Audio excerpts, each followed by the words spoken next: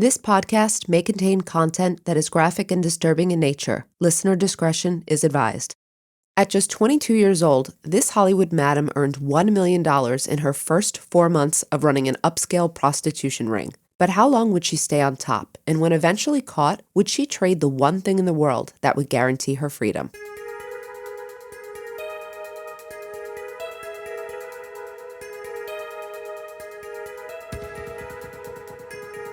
This is the Heidi Fleiss story.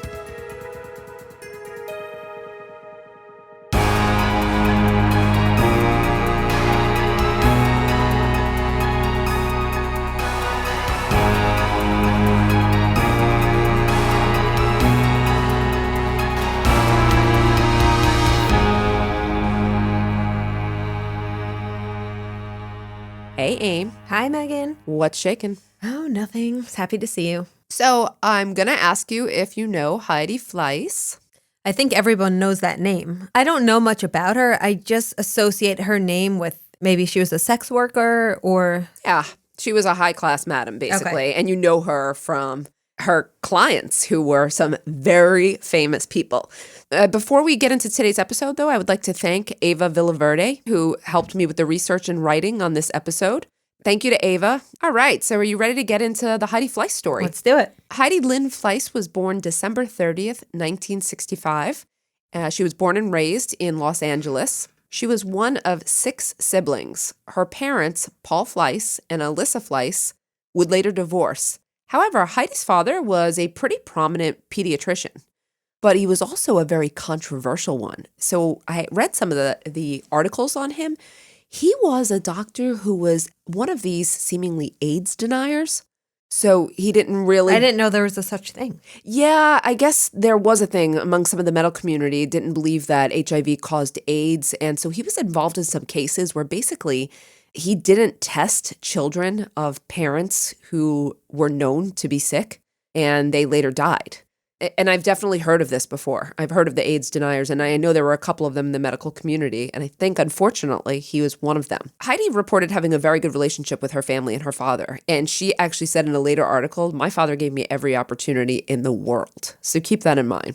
But Heidi did drop out of high school at age 16. She got her GED, and then she went on to attend some college. She didn't seem that interested in college. Heidi was more interested in a party fast kind of life. And in 1987, she met Madam Alex, a prominent Hollywood madam. Heidi met her through her then boyfriend, director Ivan Naj. Within a couple months, Fleiss was managing the prostitution ring under Madam Alex, and she was just 22. So she originally started as one of her sex workers. In a 2000 interview, which is obviously later on, but Fleiss had stated that Alex was kind of like the daughter that she loved and hated. Alex was both abusive and loving to Heidi at the same time, but she obviously trusted her. And Heidi was, she was a smart girl. And one of Madam Alex's first tasks, though, for Heidi was to recruit new younger girls to replace the older women who were aging out of the business. Because what were they, like 20? I mean, in all honesty, I don't know how old they were, but I guess Alex was older and she started with, a certain... Yeah. And so she was like, okay, it's time to, get a younger blood in. And she probably saw Heidi as a great way. Heidi was a young party girl, so go ahead and recruit it. But I think Alex would regret this decision later on because basically Heidi started recruiting girls no problem. And realized, I can do this. I don't need to work for anyone myself. So in 1990, Fleiss left Madam Alex and started her own prostitution ring. Fleiss said that she made her first $1 million after 4 months in the business as a madam. Was she also participating in this work as well? No, she was just running the show then. I mean, there's a lot of photos if you look online. There's a lot of salacious photos of her and the girls. She'll be holding one of their, groping them or but I think this is, she might have done some playing, but she wasn't working in that regard. She was the madam. And she said on her slowest night at the time, $10,000 a night. I mean, and there's a lot of pictures, Fleiss lived the high life for the next 3 years. But in 1993, she was arrested on multiple charges. We know of at least one of Fleiss's call girls wanted out, and she turned out to be a key informant against Heidi. So what happened with this woman, this key informant? Well, she had saved some money working for Fleiss and wanted to leave. And I guess a lot of the girls who came in, because they were, kind of those higher class, They were pursuing acting and modeling, but this was a good way to make money. So this woman wanted to leave to pursue an acting modeling career, and Heidi was reluctant to let her go. I guess she was a top earner. A task force had also been organized, though, to investigate Fleiss, and that's when basically this woman turned to an undercover Beverly Hills police detective, giving him everything, the background on Fleiss, the organization. She gave him the nuts and bolts, because this is the only way she saw that she was going to get out, with Fleiss being basically taken out. With this new information, undercover detectives went to meet Heidi at a bar where she was hosting a function. The detectives even borrowed a Ferrari to help sell their cover story. That they were like, rich men looking for women. They introduced themselves as businessmen and suggested they could try to do business in the future. So they started off by getting her phone number that night. But then they got ready basically to conduct a sting at the Beverly Hilton Hotel suite.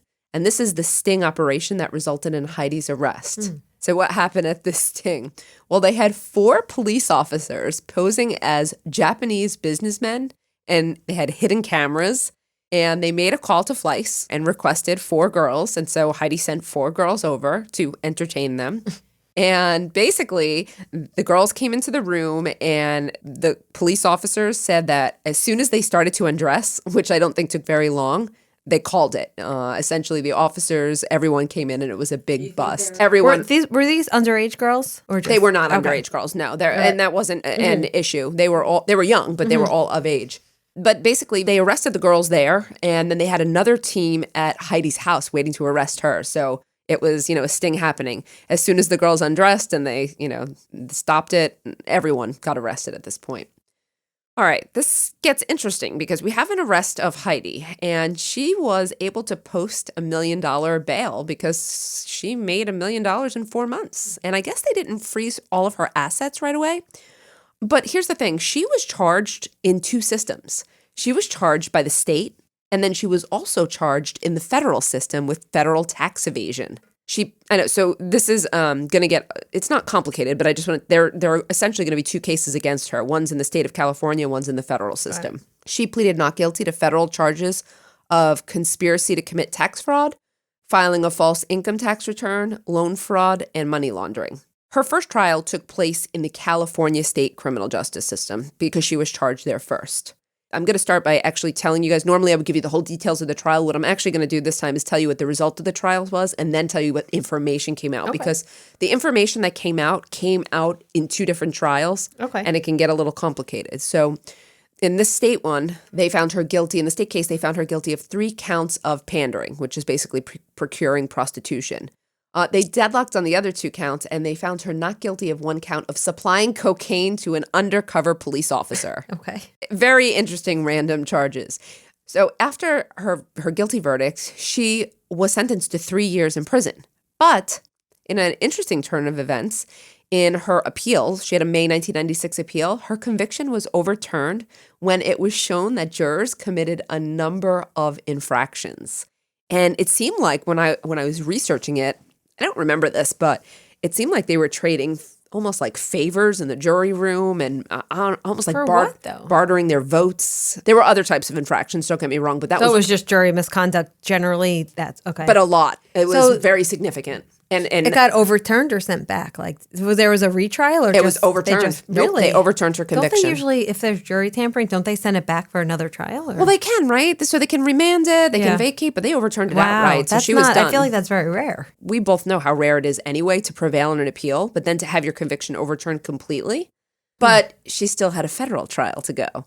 Before I get to the federal trial, let me talk about some of the people who testified at both state and federal trials and how this impacted Fleiss. One of the people was the former national basketball system team owner and the president of Nabisco's Mexican subsidiary. And he testified that they spent tens of thousands of dollars on prostitutes that Fleiss provided to them. Isn't that illegal, though, too, for them? Yeah. Okay. He's busted. Yeah. Yes. Film and television producer Howard Schenkler, who once owned the Denver Nuggets, which is a terrible name, and held a financial interest in the Houston Rockets, testified that he wrote at least 5 checks totaling $17,000 in 1992 for sex with women Fleiss provided. Mm-hmm. So this is another big guy. Another Nabisco executive, Manuel. Is this Nabisco like the graham cracker Nabiscos? Yeah. Oh.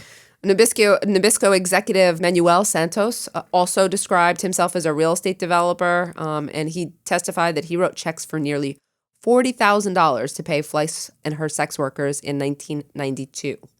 Two women who worked for Fleiss basically reported also dropping off cash in envelopes and reported flying to different locations to have sex with men in like Paris, Greece. I mean, this was a high-class operation. You might also, this is why I remember Heidi Fleiss in the trial. More so than anyone, Charlie Sheen testified at this trial. As a client? Of course. Charlie Sheen testified that he spent something like $50,000. And interestingly, later on, she would say, like, no, he spent more like $300,000. But Fleiss, she never turned these people in. So how they got Charlie Sheen, she had in her bag when they arrested her, like a traveler's check from him. Oh, jeez. And they had recording, basically. They had checks and some other things. So she never gave up these people, but they got him. And then you know what they did? They gave him immunity. Yep. They gave Charlie Sheen like full immunity to testify against her. So that's what happened. Assistant U.S. Attorney Mark Holscher said that between 1991 and 1993, Fleiss ran a massive prostitution ring that earned several $100,000, but she reported only $33,000 of income during that time. What do you mean she reported? Isn't it illegal to get income from being a madam anyway? Yeah, I'm sure she reported under other auspices. So it's tax fraud because she is, besides the fact that it's tax fraud and tax evasion. I'm going to imagine it's illegal to run, obviously, that, but she might have been under, it's not technically illegal, all escorting or, Gotcha. You know what I mean? I'm going to say that she fudged that a little bit too. He also stated that Heidi failed to report at least $200,000 and that she lied on a loan application to hide the fact that she was buying her $1.6 million Benedict Canyon home with earnings from sex workers.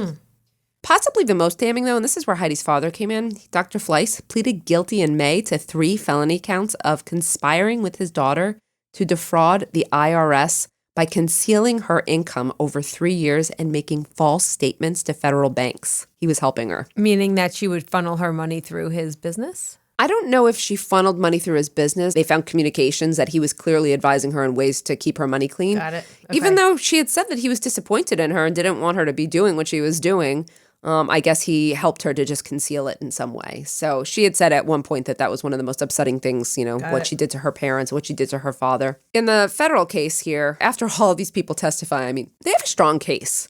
Fleiss was convicted in 1996 of federal charges of tax evasion, and she was sentenced to 7 years in prison, of which she only served 20 months before being released to a halfway house. Fleiss, basically, after the court announced her, the verdict and whatnot, Fleiss said, "It's like my lawyer said, all of America thinks this is ridiculous." Jeez. You're saying you didn't know the case that well. There was a lot of media coverage and a lot of discussion about whether or not they were going after her too hard or was it really worth it. Here's what they were really after, though. They were after the infamous Black Book. Through her career, Fleiss had one strict rule that she always kept, and she never, ever disclosed her clients. So it wasn't in her backpack when she got arrested? It sure wasn't. She had, people reported, they knew she had it, but she had a red Gucci address book, so not literally black, but and it held all of her clients' names, and each time they did business with her, inclusive of the money that they spent. And while she was on trial, in both cases, she was presented like many times to cut a deal by giving up the clients, but she never took the deals. Good for her. I mean, she never gave anyone up. Again, the only name that came out were the couple of men that, because they traced him because of checks and money. So people were probably dying to know because there was probably some high-powered men in that. She had the most high-powered clients. I mean, she had the biggest, hottest LA brothel, you know what I'm saying? In 2015, it was posted on eBay that her address book was up for sale, the seller not accepting anything less than $100,000. Was Heidi Fleiss the seller? No, she wasn't. And but who would have it? She said it was either stolen or Gotcha. It was fake. Okay. Although I read that the listing includes some original pages. And who knows? I don't know where her book is. Yeah. Who knows if someone actually did ever get a hold of it or had pages. They were just holding it, There wasn't very much information on the seller, though, and it looks like it really didn't go through because there was no way of proving if this was actually her book, and Fleiss said that it was not. In 2019, Fleiss said that she wanted to reveal a client due to feeling betrayed by him, but she ended up never doing so, and she said basically that she just felt like that book was private and nobody else's business. One of the things about Heidi is that Heidi is who she is. She does what she wants to do. She says what she wants. She's not afraid. I heard her also say, I'm just not that likable, but that's really okay. I'm dying to know what she's doing now. A lot of weird stuff going on after. Okay, so let's talk about, now that I gave you a little bit of her black book, and I know it took us forward, but I'm going to go back to when she left jail, and that was in 1999. After serving just a couple of years. She served 20 months. 20 months. Oh, not even. Okay. Yeah, no, she served 7 years. When she left jail in 1999, she started dating the actor Tom Sizemore. Do you know who he is? You have to look him up. He's famous. You'll know him when you see him. I know the name. Lot. He's been Sizemore? in a lot of, he's been in a lot of war movies. I actually think he's a really good actor. But Sizemore, unfortunately, also has a bad reputation. 2003, Sizemore was convicted of 1 count of physically abusing Heidi and on several charges of harassing her. Oh. During an interview, Fleiss said, "No one will have more disgusting stories in Hollywood than him." Fleiss added, "I have dealt with a lot of people doing a lot of different things. It's different with Tom. He's a whole other level." But she was dating him? Well, this was after, as I said, he was convicted. He was actually tried. He went to trial in 2003 for abusing her. And she was a witness. He was her ex-fiancé. She was crying hard on the witness stand. She talked about the times that he actually had physically harmed her. He was charged with 16 counts of domestic violence, threats, witness intimidation, property destruction, and making more than 100 obscene and harassing phone calls. If he was convicted, he could have faced up to 13 years in prison. Wow. When the couple appeared on the Howard Stern radio show for one of Sizemore's new movie, Fleiss commented that the movie was too violent. And afterwards, Fleiss said that they went back to their hotel room and Sizemore beat her so hard that they couldn't go to the premiere. She said she was afraid to call the police because she was a paroled felon and he was this all-American guy and he was an actor and respected and she thought he could send me back to prison. This is not uncommon. I think we should point out for people who don't report abuse. It's not uncommon at all for a number of reasons, but especially when someone is in, your abuser has more of the power. She also reported that in May 2002, Sizemore beat her because she confronted him about reports that he'd been cheating on her with sex workers. He did time. He was convicted, but he was only sentenced to something like 6 or 7 months of jail. And Sizemore is a drug addict, and he had a lot of problems with substance abuse, but so does Heidi Fleiss. I don't know if you know that part. So the next aspect really of the two of them and of their lives were their drinking and the drugs. Tom Sizemore had long been released from jail when he and Fleiss would appear together on Celebrity Rehab with Dr. Drew in 2008. You've seen that, right? Yes. Yeah, they were on the show together geez. everything was okay. They had become friendly. They weren't rekindled. They weren't romantically involved. I felt like it was trying to imply that there were some implications, Yeah. but I don't think so. I think she had said that they did become friendly again at some point, but I don't think it was anything serious. He was allowed to appear on the show because the restraining order had lapsed at that point. And so the reunion was amicable. Drew Pinsky, or Dr. Drew, who treated Fleiss for substance abuse, performed brain scans on her that showed significant frontal lobe dysfunction, which Pinsky surmised was behind her inability to empathize with people. Heidi's drug of choice, by the way, just so you know, I believe she used marijuana, but also meth was really her drug of choice. And during the filming of the program, Fleiss left the center and was involved in an accident with her SUV near her home in Nevada. She subsequently returned to rehab because obviously this accident involved substance abuse. Fleiss said when asked about doing this, doing Dr. Drew, she's like, I was thrilled to be able to get paid $500,000 just for being a drug addict and them giving me basically treatment. Jeez. In 2009, Heidi Fleiss was sentenced to 3 years of probation for felony drug charges stemming from her arrest in rural Nevada town, which is where she lives. She agreed to a plea deal, which gave her the chance to basically have the convictions dismissed from her record if she remained out of trouble. In 2013, Fleiss avoided a night in jail, but faced other charges, including possession of controlled substances with intent to sell, after 392 marijuana plants were found on her property. So basically, she's still gotten in trouble with drugs, both selling and using, and this has definitely been a problem that's plagued her.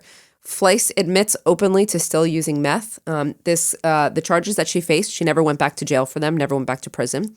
But she says that she still uses meth. In fact, one of the things she says is, I snort meth like I'm drinking a cup of coffee. I don't stay up all night doing rails. I have birds to feed in the morning. So what is she referring to, the birds? All right, well, let's talk about some of the inside business here. I mean, I was giving you the personal stuff, but there's some other stuff that happened with her life after the trial. In 2005, she announced plans to open a brothel called Heidi Fleiss's Stud Farm. And it was going to be in Nevada, right? And that's why she went to Nevada. It's legal in Nevada, right? Yeah, of course. Yeah. She was going to partner with Dennis Hoff. Do you know who Dennis Hoff is?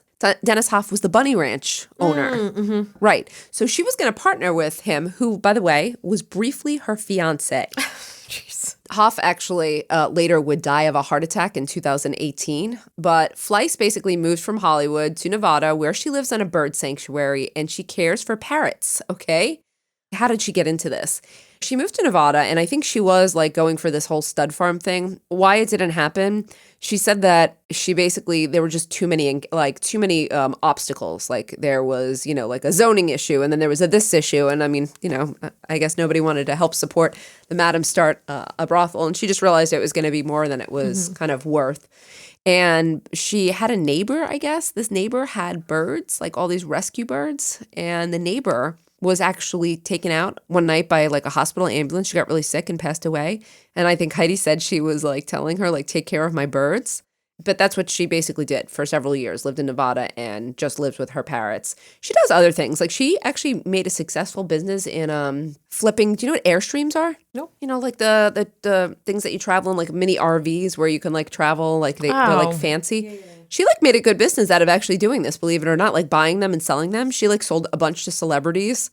Seems like she's, she can bounce back. She seems to always find a new endeavor. In 2019, Fleiss sued Elizabeth Keating, a former reporter who Fleiss gave $4 million to, claiming that she ran away with Fleiss's money that she was supposed to invest in basically Bitcoin. What? Yes. And Fleiss said that she was hoping to raise money for the bird sanctuary. And now that basically she's tangled up in a lawsuit that's ongoing. I mean, her birds she's got 36 rescued birds. She lives with her winged creatures, and Fleiss has been single since Dennis Hoff, her fiance, died of a heart attack in 2018. She stated, right now, I would freak out if I saw a man or a woman naked in front of me. I'm no virgin, and I don't know why, but the thought of sex creeps me out. It would be a waste of time. I just want to take care of my birds. Okay, good for her. So that's basically where she's at now. I mean, when she was dating Sizemore, they were in the media a lot. And it was always reported that they had a tumultuous relationship. I don't know what, if she was violent on her end, but, he was much more seriously abusive. And he spiraled out of control in a lot of different ways, too. And she recalled, like, years later, she invited him to some event, and she said it wasn't good. Like, he wasn't in good shape. And so there was a lot of bad stuff there. And I guess after the Nevada, after basically the brothel fell apart, she just kind of chilled out and has just, Good for her. Yeah, Rescue it is. birds. I mean, she rescues birds and she's kind of happier now, but she still, actively uses drugs and said she worries about dying because who will take care of her birds, which is a little bit sad, that part. But okay, now that we've actually gotten through Heidi Fleiss, let's turn to one of my favorite parts of the episode. And this is where we explain Fleiss's behavior using theory. Fleiss said that she had a wonderful upbringing and her parents gave her all the opportunity in the world, but she didn't take that path. She liked the lifestyle and making fast money. And so Amy... Control theory. All right, Amy, control theory. Which control theory? Low self-control theory. Okay, low self-control theory is pretty simple, right? It just posits that people with low self-control are going to be more likely to commit crime. So they describe people with traits of low self-control and impulsivity. Right? Impulsivity, an appreciation for the quick, a little bit hot-headed, which Heidi has said that she is. Short-term planning, but not long-term realistic goals. You definitely saw that with her prostitution ring. But she didn't have like a long plan.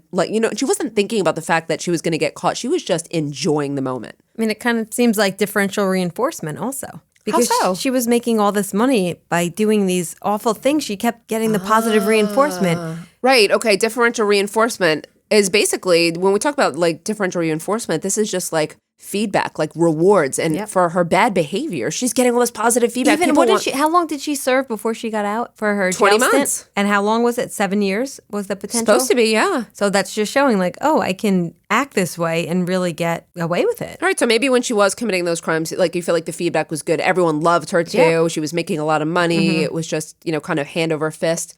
I think that's true. I want to go back really quickly. Her low self-control, I think you can explain if you look at what Dr. Drew said. She has frontal lobe dysfunction. Oh, yeah. This is the exact area which deals with impulsivity and that kind of control. So I think that the low self-control could have been biological, which is not usually what they say in low self-control. Usually the idea is that it's bred.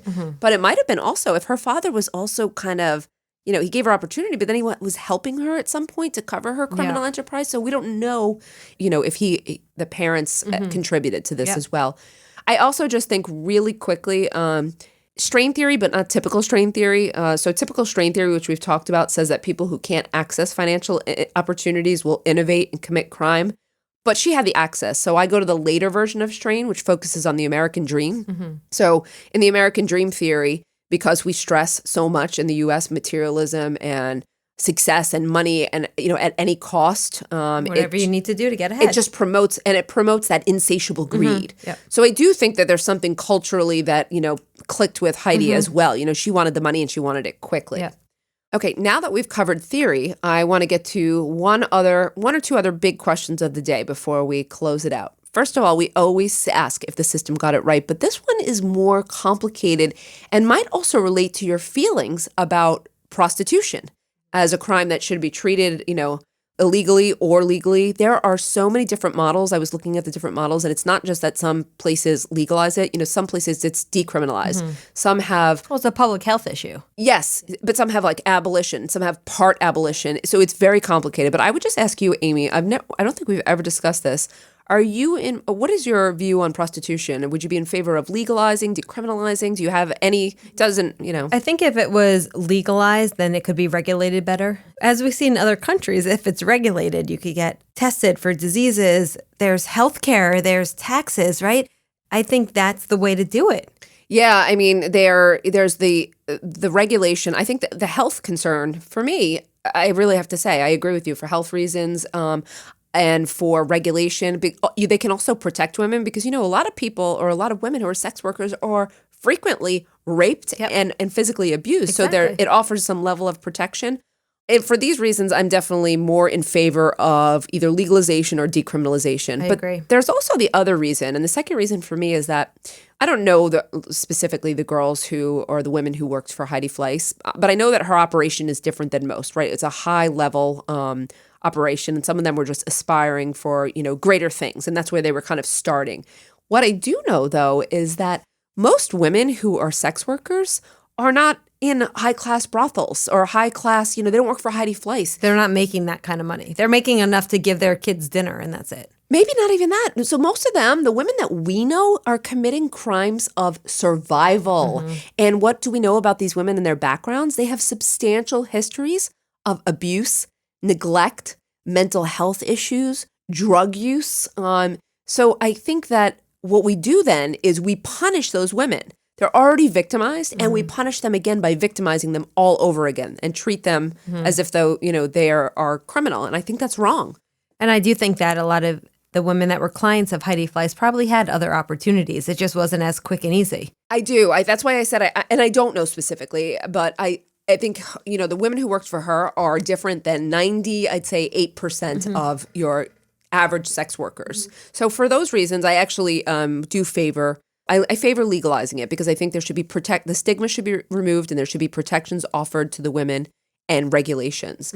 But last question, taking all of that aside or putting that aside, what about Heidi Fleiss? Did the punishment fit the crime? When you're talking about the punishment, you're talking about the 20-something months of 7 years? Yeah. For me, 7 years seemed way too harsh. No, that's too harsh, but I don't know if 20 months, that might not be harsh enough. Yeah, I'm with you. I would probably split the baby too. She probably should have served, 3 years, something of that. For me, I think, 3 years probably would have been appropriate. You can't defraud the government and you can't, run a, white collar crime is still serious too. And I don't think it's okay to let white collar offenders simply breeze by. But of course not, because I hate when people say it's victimless. It's not victimless. It's absolutely not victimless. No. People just don't realize because there's no immediate harms. And so, yeah, perhaps in this case, the punishment didn't exactly fit the crime, and maybe there wasn't perfect justice in this case. I hope that Heidi gets some help for her drug problem. Thank you, Meghan. All right. Thanks, everyone, for listening, and we'll see you all next time on Women in Crime. Women in Crime is written and hosted by Meghan Sachs and Amy Shlosberg. Our producer and editor is James Varga. Music composition is by Desert Media. If you enjoy the show, please remember to subscribe and leave a review.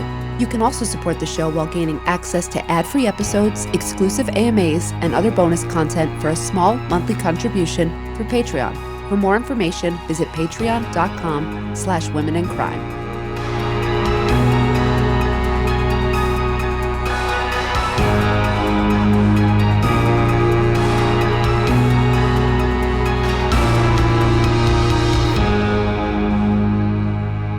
Sources for today's episode include USA Today, LA Times, The New York Post, New York Times, Larry King Live, Fox News, Pittsburgh Tribune Review, The Seattle Times, and Chicago Tribune.